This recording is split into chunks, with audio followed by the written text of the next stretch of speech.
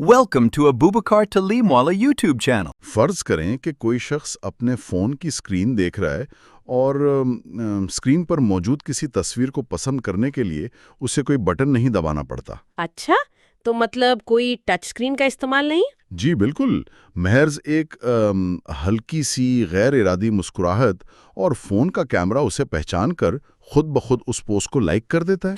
वाह, ये तो किसी साइंस फिक्शन फिल्म का सीन लग रहा है। बिल्कुल, लेकिन असल में ये कोई फिल्म नहीं है। ये वो हकीकत है जो लेबोरेटरी से निकलकर अब वाकई अमली शक्ल इख्तियार कर चुकी है। सही, यानी ये टेक्नोलॉजी अब हमारे दरमियान है? जी हाँ, और हमारे आज के इस तफसीली जायजे का असल मकसद भी यही देखना है कि किस तरह जनरेटिव आर्टिफिशियल इंटेलिजेंस अब महज चैट बॉट से बहुत आगे जा चुकी है। बिल्कुल ठीक कहा। अब ये इंसानी जिंदगी के हर पहलू में सरायत कर रही है। जी हाँ, आज की इस गहरी गुफ्तगू की बुनियाद एक तहकीकी मकाला है जो ऑस्ट्रेलिया के शहर मेलबर्न में होने वाली ACM मल्टीमीडिया 2024 कॉन्फ्रेंस के इंडस्ट्री प्रोग्राम का निचोड़ है। हाँ, और ये मकाला जानकॉन लियो, बालू अद सुमेली, योकेको यानागावा और हाईवी डोंग ने मिलकर मुरतब किया है। और पता है इसमें एक बड़ी दिलचस्प बात क्या है? जी, क्या बात है? इस मकाले की तदवीन में जुज़वी तौर पर खुद एक AI मॉडल यानी जेमिनी ने हिस्सा लिया है और इस पर क्रिएटिव कॉमन्स का लोगो भी मौजूद है। अरे वाह, मतलब जिस टेक्नोलॉजी के मुस्तकबिल का खाका खींचा जा रहा है वो खुद अपने मुस्तकबिल की दस्तावेज लिखने में शामिल है। ये तो बहुत दिलचस्प है। बिल्कुल, और ये कॉन्फ्रेंस मुझे मुस्तकबिल के किसी आलमी मेले जैसी महसूस होती है जहां दुनिया भर के माहिरीन ये तय कर रहे हैं कि मल्टीमीडिया और AI का ये मिलाप इंसानियत को किस तरफ लेकर जाएगा। देखें, इस आलमी मेले की वुसअत का अंदाज़ा आप इन दो किलीदी खतवात से लगा सकते हैं जिनका जिक्र मकाले के बिल्कुल शुरू में है। जी, सबसे पहले तो डॉक्टर बेनविट ह्यूट की बात करते हैं। जी, उन्होंने क्या पेश किया? उन्होंने IONIS LCS नामी टेक्नोलॉजी मुतारिफ करवाई। ये टेक्नोलॉजी फेफड़ों के कैंसर की तशखीस के लिए CT स्कैन्स का तज्जिया करती है। अच्छा, कैंसर की तशखीस, लेकिन AI इसमें नया क्या कर रही है? असल में अहम बात ये नहीं कि ये कैंसर पहचानती है, बल्कि ये है कि ये काम कैसे करती है। देखें, जब एक इंसानी रेडियोलॉजिस्ट CT स्कैन देखता है तो उसकी आंख और दिमाग की डेटा प्रोसेस करने की एक हद होती है ना? हाँ, जाहिर है इंसान की एक लिमिट तो होती है। बिल्कुल, लेकिन ये AI मॉडल उन अरबों पिक्सेल्स के अंदर मौजूद उन इंतहाई बारीक पैटर्न्स को डिकोड करता है जो अभी रसोली बनने के बिल्कुल इब्तिदाई मराहिल में होते हैं। वाह, मतलब ये तो खुर्दबीन की सतह का तज्जिया हो गया, जैसे मशीन सीधा एक फर्द के जिस्म के अंदर झांक रही हो। जी बिल्कुल, और इसी के बिल्कुल मुतवाजी एक दूसरी दुनिया भी है जहां YouTube के डेस्क ये बता रहे हैं कि वो इसी जेनरेटिव AI को किस तरह आलमी सतह पर ऑडियो और वीडियो स्ट्रीमिंग के इंफ्रास्ट्रक्चर में इस्तेमाल कर रहे हैं। यानी एक ही बुनियादी टेक्नोलॉजी के दो बिल्कुल मुख्तलिफ इस्तेमाल। एक तरफ AI इंसानी जिस्म के एक छोटे से खुलिये के अंदर कैंसर ढूंढ रही है और दूसरी तरफ पूरी दुनिया के अरबों इंसानों का वीडियो डेटा कंट्रोल कर रही है। बिल्कुल, स्केल का कितना बड़ा फर्क है ना? हाँ, लेकिन अगर हम इन दोनों चीज़ों का तकाबली जायजा लें तो एक बहुत बड़ा तजाद नजर आता है। वो कैसे? देखें, YouTube पर अगर कोई वीडियो रुक जाए या बफरिंग होने लगे तो क्या होता है, हम बस पेज रिफ्रेश कर लेते हैं, निज़ाम पर कोई खास फर्क नहीं पड़ता। जी, ये तो रोजमर्रा की बात है। लेकिन कैंसर की तशखीस वाले मेडिकल सॉफ्टवेयर में तो कोई रिफ्रेश का बटन नहीं होता ना। वहां तो 1 सेकंड की ताखीर या 1 पिक्सल की गलती भी जिंदगी और मौत का मसला बन सकती है। ये आपने बहुत गहरी बात की है। वाकई वहां गलती की कोई गुंजाइश नहीं है। तो इसका मतलब तो ये हुआ कि सेहत के शोबे में असल चैलेंज AI का सिर्फ दुरुस्त होना नहीं है, बल्कि इसे एक ऐसे नाकाबिले तस्खीर आलमी इंफ्रास्ट्रक्चर में जम करना है जो कभी भी फेल ना हो। और इंफ्रास्ट्रक्चर का यही वो बुहरान है जिसने रिसर्चर्स को मजबूर किया कि वो सिर्फ ऐप्स बनाने के बजाय सबसे पहले अपनी बुनियाद को मजबूत करें। सही। मकाले में ये वाज़ेह किया गया है कि दुरुस्तगी तब तक बेमानी है जब तक आपका सिस्टम पायदार ना हो। अगर क्लाउड सर्वर एक लम्हे के लिए भी डाउन होता है तो बेहतरीन से बेहतरीन AI भी किसी काम की नहीं। बिल्कुल, क्योंकि कैंसर तशखीस करने वाले मॉडल्स को तो मुसलसल नए मरीजों के डेटा से सीखना होता है और पुराने डेटा को भी महफूज रखना है।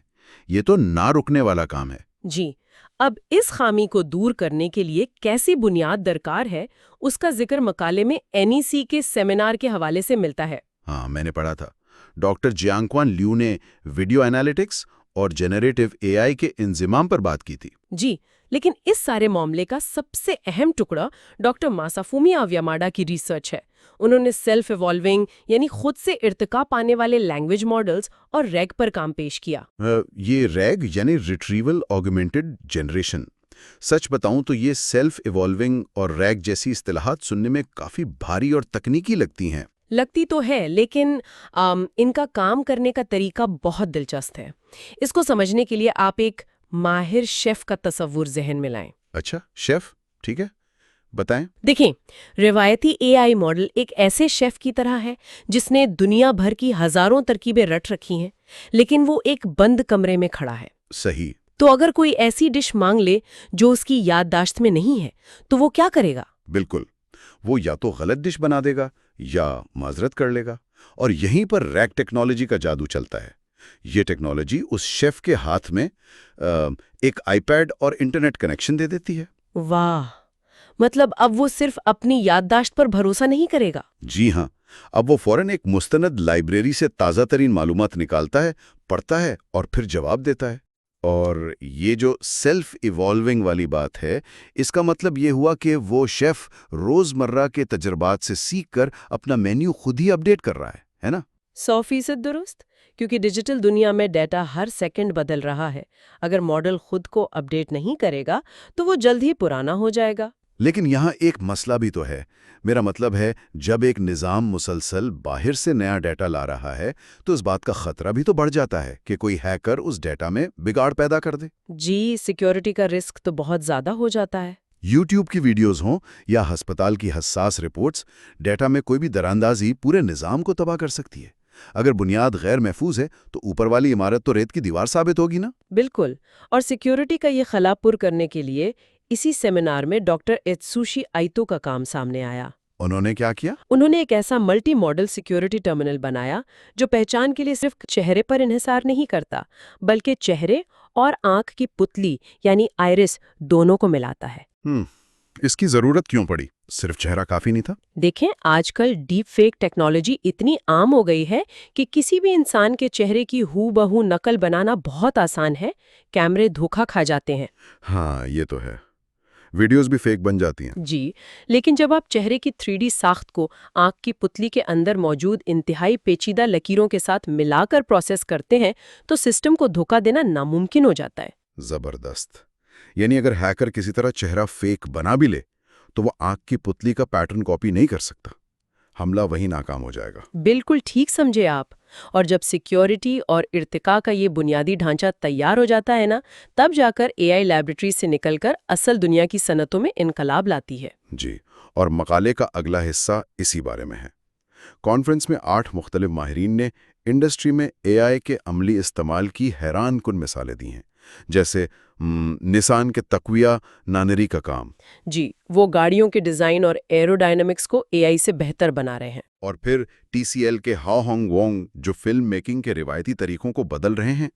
لیکن مجھے جو سب سے زیادہ پیچیدہ اور دلچسپ کام لگا وہ مونٹرا انک کے ریوٹا ہینامی کا تھا۔ ہاں، وہ جو جاپانی مانگا کامکس کا ترجمہ لارج لینگویج ماڈل سے کر رہے ہیں۔ بالکل، دیکھیں یہ ایک عام کتاب کے ترجمے سے کتنا مختلف ہے۔ ایک ناول میں تو صرف الفاظ ہوتے ہیں، اے آئی نے پڑھا اور ترجمہ کر دیا، لیکن مانگا کامکس میں، میرا مطلب ہے وہاں تو تصاویر بھی ہوتی ہیں۔ جی، مانگا میں کردار کے کہے گئے الفاظ کا مطلب اس کے چہرے کے تاثرات اور بیک گراؤنڈ سے بالکل بدل سکتا ہے۔ ہاں نا، فرض کریں ایک کردار کہہ رہا ہے میں ٹھیک ہوں، لیکن تصویر میں اس کے ماتھے پر پسینہ ہے، تو اس کا مطلب تو کچھ اور ہو گیا۔ بالکل، اس کا مطلب یا تو وہ ڈرا ہوا ہے یا طنز کر رہا ہے۔ ریوٹا ہینامی کی ٹیکنالوجی یہی کرتی ہے، وہ ملٹی موڈل پروسیسنگ استعمال کرتی ہے، یعنی اے آئی کا ویژن ماڈل تصویر کے ایک ایک پکسل کو پڑھ کر سچویشن کو سمجھتا ہے، اور پھر لینگویج ماڈل اس سچویشن کو ذہن میں رکھ کر جاپانی الفاظ کا ایسا ترجمہ کرتا ہے جو تصویر کے جذبات سے میچ کرے۔ واہ، جی ہاں، یہ بہت زبردست ٹیکنالوجی ہے۔ لیکن یہاں میرے ذہن میں ایک بہت بڑا تنقیدی سوال بھی آ رہا ہے۔ جی پوچھیے۔ دیکھیں، جب ایک مشین نسان کے لیے گاڑیوں کا ڈیزائن بنانے لگے گی اور فلمیں ڈائریکٹ کرنے لگے گی، مانگا کے جذبات کا ترجمہ بھی خود کرے گی، تو کیا اس سے انسانی فن اور تخلیق کی روح ختم نہیں ہو جائے گی؟ یہ واقعی ایک بہت اہم سوال ہے۔ میرا مطلب ہے، اگر ہر گاڑی کی شکل ایک الگوریدم نے ہوا کے دباؤ کی بنیاد پر 100% پرفیکٹ بنا دی اور ہر فلم پرانے ڈیٹا کی بنیاد پر ہٹ ہونے کے لیے لکھی گئی، تو کیا سب کچھ ایک جیسا بے جان اور مشینی نہیں لگنے لگے گا؟ ہماری تخلیقی خامیاں ہی تو ہمیں انسان بناتی ہیں۔ یہ خدشہ بالکل بجا ہے، اور اکیڈیمیا میں اس پر بڑی بحثیں بھی ہوتی ہیں۔ لیکن یہ مقالہ اے آئی کو ایک خود مختار فنکار کے طور پر پیش نہیں کر رہا، بلکہ اسے ایک طاقتور اسسٹنٹ کہہ رہا ہے۔ اسسٹنٹ؟ وہ کیسے؟ آپ تاریخ دیکھیں، جب کیمرہ ایجاد ہوا تھا تو پینٹرز کو لگا تھا کہ مصوری ختم ہو جائے گی، کیونکہ کیمرہ تو ہو بہو تصویر کھینچ لیتا ہے۔ لیکن کیا مصوری ختم ہوئی؟ نہیں، بلکہ تجریدی آرٹ یعنی ایبسٹریکٹ آرٹ نے جنم لیا۔ پینٹرز حقیقت نگاری کی قید سے آزاد ہو گئے۔ بالکل اسی طرح فلم میکنگ یا کار ڈیزائن میں اے آئی ان تکنیکی اور بورنگ کاموں کو سنبھال رہی ہے جن پر انسانوں کی توانائی ضائع ہوتی ہے۔ جب ڈائریکٹر کو لائٹنگ اور بیک گراؤنڈ رینڈرنگ کی فکر نہیں ہوگی تو وہ اپنا سارا دماغ کہانی کی گہرائی پر لگا سکے گا۔ یہ تو آپ نے بہت اچھی مثال دی۔ اے آئی اصل میں انسان اور اس کے تخیل کے درمیان کی تکنیکی رکاوٹیں دور کر رہی ہے۔ جی، اور باقی ماہرین کی گفتگو بھی اسی بات کو ثابت کرتی ہے، جیسے جی جیانگ منگجی ٹیکنالوجی کے گومنگ وانگ کا الٹرا ساؤنڈ تشخیص کا سسٹم۔ ہاں، وہ تاکہ پسماندہ علاقوں میں جہاں ماہر ڈاکٹر نہیں ہیں، وہاں مشین الٹرا ساؤنڈ کی تصویر اور مریض کی ہسٹری میں لا کر درست تشخیص کر سکے۔ بالکل، اور اس کے علاوہ ویو موشن کا کھیلوں میں کھلاڑیوں کی حرکات کا تجزیہ، عمران کا فیکٹریوں میں خطرناک کاموں کو خودکار بنانا، اور ڈولبی لیبز کا 3D اسپیشل تجربہ، یہ سب اسی کی مثالیں ہیں۔ یعنی ٹیکنالوجی کو عام انسان کی بھلائی اور آسانی کے لیے ہی استعمال کیا جا رہا ہے۔ جی ہاں، اور تکایوشی یاماشیتا کا کلیدی خطبہ تو اسی ارتقائی سفر کی کہانی بتاتا ہے۔ انہوں نے کہا کہ 20 سال پہلے کمپیوٹر کے لیے ایک تصویر میں کتے اور بلی کا فرق بتانا مشکل تھا۔ ہاں، میں نے وہ دور دیکھا ہے۔ اور آج مشین نہ صرف تصویر دیکھ رہی ہے بلکہ اس سے جڑی آواز سن رہی ہے اور ٹیکسٹ پڑھ رہی ہے۔ بالکل، سسٹم اتنے باشعور ہو گئے ہیں کہ اب یہ ٹیکنالوجیز بڑے سرور سے نکل کر ہمارے موبائل فونز میں آ رہی ہیں۔ اور اسی بات پر مقالے کا وہ حصہ آتا ہے جو روزمرہ کی زندگی سے جڑا ہے۔ کانفرنس میں کچھ کمال کے پریکٹیکل ڈیموز پیش کیے گئے۔ جی، ان میں سب سے نمایاں تو مجھے گیس DBA ISQL لگا۔ وہ تو کمال ہے۔ عام طور پر تو ڈیٹا بیس سے کچھ نکالنے کے لیے پائتھن یا پیچیدہ کوڈنگ آنی چاہیے، ہے نا؟ جی بالکل، لیکن اس ڈیمو نے دکھایا کہ اب عام بول چال کی زبان میں SQL کے ذریعے ڈیٹا بیس سے سوال پوچھے جا سکتے ہیں۔ مطلب ایک عام انسان جسے کوڈنگ کا الف بے بھی نہیں پتا، وہ بس ٹائپ کرے کہ پچھلے سال کی سب سے زیادہ بکنے والی مصنوعات کون سی تھیں، اور جواب حاضر۔ یہ تو کمال کی آسانی ہے۔ اصل میں یہ ڈیجیٹل طاقت کی منتقلی ہے۔ جب ٹیکنالوجی کے لیے تکنیکی مہارت کی ضرورت ختم ہو جائے تو اسے ڈیموکریٹائزیشن آف ڈیٹا کہتے ہیں۔ اب مارکیٹنگ والے، ڈاکٹرز، کوئی بھی براہ راست ڈیٹا سے بات کر سکتا ہے۔ زبردست۔ اور وہ ڈرائیو کوچ والا ڈیمو بھی تو تھا، جو کوئی عام نیویگیشن سسٹم نہیں ہے۔ جی، وہ گاڑی کے کیمروں، سینسرز اور GPS سے بے وقت ڈیٹا لے کر ڈرائیور کا رویہ اینالائز کرتا ہے۔ اگر آپ بار بار بریک لگا رہے ہیں تو وہ خطرے کی پیشن گوئی کر کے آپ کو مشورے دیتا ہے۔ واہ! اور ایک تائی ان باکس کریٹر بھی تھا، جو سوشل میڈیا ٹرینڈز کو سمجھ کر خود ہی مارکیٹنگ کا مواد بنا دیتا ہے، اور موشن بینک جو کیمرے سے حرکات پڑھ کر 3D اوتار بنا دیتا ہے۔ جی بالکل، لیکن ان تمام ڈیموز میں ایک ایپ ایسی ہے جو ٹیکنالوجی اور انسانی نفسیات کے ملاپ کی ایک بالکل نئی اور پراسرار تصویر پیش کرتی ہے۔ آپ بلسمی کی بات کر رہی ہیں نا؟ جی ہاں، بلسمی، جس کا ہم نے شروع میں بھی ذکر کیا تھا۔ مقالے کے مطابق یہ ایپ سوشل میڈیا پر لائک کے بٹن کو ہی ختم کر رہی ہے۔ ہاں، اس کا طریقہ کار یہ ہے کہ فرنٹ کیمرہ آپ کا چہرہ دیکھتا ہے، جیسے ہی آپ مسکراتے ہیں وہ اسمائل ریکگنیشن ٹیکنالوجی کے ذریعے پوسٹ کو خود بخود لائک کر دیتا ہے۔ دیکھیں، یہ کوئی معمولی فیچر نہیں ہے، یہ انسان اور مشین کے تعلق میں ایک بہت بڑی نفسیاتی تبدیلی ہے۔ آپ ایسا کیوں سوچتی ہیں؟ کیونکہ اب تک ڈیجیٹل دنیا میں ہماری شمولیت شعوری فیصلوں پر رہی ہے۔ ہم تصویر دیکھتے ہیں، سوچتے ہیں اور پھر ارادے سے انگوٹھے سے بٹن دباتے ہیں۔ یہ ایک شعوری انسانی عمل ہے۔ بالکل۔ لیکن بل سمیتھ اس شعوری عمل کو بائی پاس کر رہی ہے۔ وہ سیدھا ہمارے لاشعوری جسمانی رد عمل کو ڈیجیٹل کمانڈ میں بدل رہی ہے۔ یہ واقعی بہت غور طلب بات ہے، کیونکہ ہم تو سارا دن میں کئی بار غیر ارادی طور پر مسکراتے ہیں، کبھی کوئی پرانی یاد آ جاتی ہے، کبھی طنزیہ مسکراہٹ ہوتی ہے۔ بالکل۔ تو اگر مشین انسان کے اس لاشعوری رد عمل کو ہی اس کا انتخاب سمجھنے لگے تو ہمارا ڈیجیٹل انتخاب کا وہ تصور جو شعور سے جڑا تھا وہ تو بالکل ہی بدل جائے گا نا۔ جی، فون اب صرف اسکرین نہیں رہا، یہ ایک ایسا آلہ بن گیا ہے جو ہمارے چہرے سے معلومات کھینچ کر فیصلے کر رہا ہے۔ مطلب مقالے میں تو انہوں نے اسے یوزر انگیجمنٹ بڑھانے کا طریقہ کہا ہے، لیکن اس کے اثرات بہت گہرے ہو سکتے ہیں۔ جب مشینیں ہمارے تاثرات کنٹرول کرنے لگیں گی تو استعمال کنندہ اور آلے کے بیچ کی لکیر تو دھندلی ہو جائے گی۔ بالکل، یہ وہ مقام ہے جہاں اے آئی صرف ایک ٹول نہیں رہتی، بلکہ انسانی رویوں کو پڑھنے اور ان پر اثر انداز ہونے کا نظام بن جاتی ہے۔ خیر، اس ساری تفصیلی گفتگو سے ایک بات تو بالکل عیاں ہو چکی ہے دوستو۔ ACM ملٹی میڈیا 2024 نے یہ ثابت کر دیا ہے کہ مصنوعی ذہانت کا وہ پرانا دور بہت پیچھے رہ گیا ہے۔ جی، جہاں بات صرف چیٹ باٹس تک محدود تھی۔ بالکل۔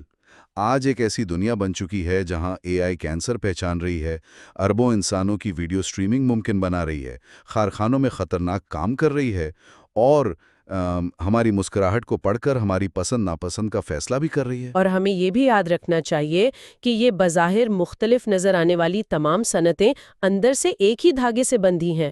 صحت ہو، تفریح ہو یا کوئی موبائل ایپ، سب کے پیچھے سیلف ایوالونگ اور ملٹی موڈل ڈیٹا کا انفراسٹرکچر موجود ہے۔ بالکل ٹھیک۔ ٹیکنالوجی کا یہ سفر اب لیبارٹری سے نکل کر ہماری نفسیات تک پہنچ چکا ہے۔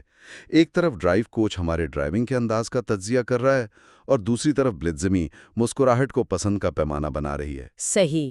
تو چلتے چلتے ہم سب کو یہ سوچنا ہوگا کہ اگر مشینیں ہمارے لاشعوری جسمانی رد عمل کو ہی انٹرنیٹ کے ساتھ رابطے کی بنیاد بنا لیں تو شاید وہ دن دور نہیں جب انٹرنیٹ سے جڑنے کے لیے کسی بٹن دبانے کی ضرورت ہی نہ رہے۔ یہ ایک ایسا مقام ہے جہاں یہ سوال پیدا ہوتا ہے کہ کیا ہم اب بھی ٹیکنالوجی کا استعمال کر رہے ہیں یا اب ٹیکنالوجی نے ہمارے جذبات کو استعمال کرنا شروع کر دیا ہے؟ اس بارے میں ضرور سوچیے گا۔ Thank you for watching Abubakar Talimwala's videos. Please subscribe and share with your friends and family.